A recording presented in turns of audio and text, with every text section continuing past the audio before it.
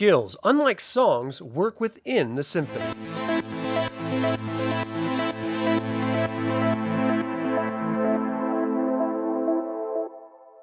Welcome to Evil Live, the live media commentary show that answers the question, how do I know how accurately I can fire a gun? Subscribe if you're new to the channel because today we are continuing our In Nomine series with this episode, How to Use Skills. It's pretty easy to gauge how effective or powerful your character is by looking at how many forces they have.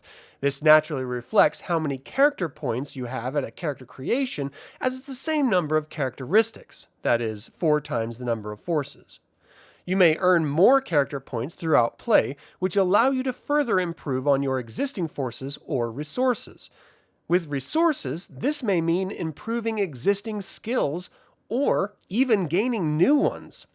Skills are initially learned or improved upon at a cost of 1 character point per level of the skill, up to a maximum of 6 levels per skill.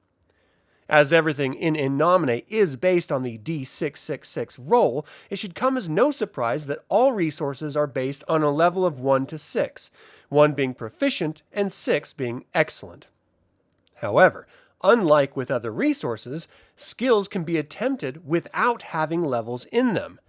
Skills have an innate level of difficulty represented by its default number.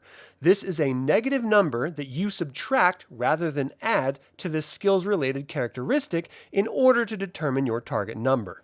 Your target number is what you need to roll under in order to succeed at a given action. So, for example, if you want to evade the old lady crossing the street during a high-speed chase, you would need to roll a driving skill check. If you did not choose driving as a skill, you would have to subtract 2 from your precision to find your target number in order to drive around her, as that is the default for the driving skill, -2. Alternatively, if you have even 1 level in driving, you would have a +1 instead. Each level represents what you add to the related skill in order to find your target number. The higher the number, the easier it is to succeed, as you need to roll under the target number to succeed at the action. Your check digit will tell you how effective you were.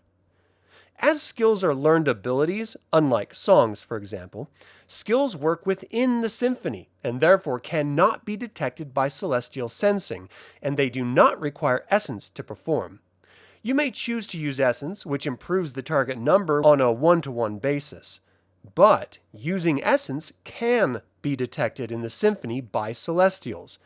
When a mundane uses essence, it is always unconscious and they burn all of their essence at once. Only celestials and soldiers who are aware of the symphony are able to choose how much essence they expend in a given action.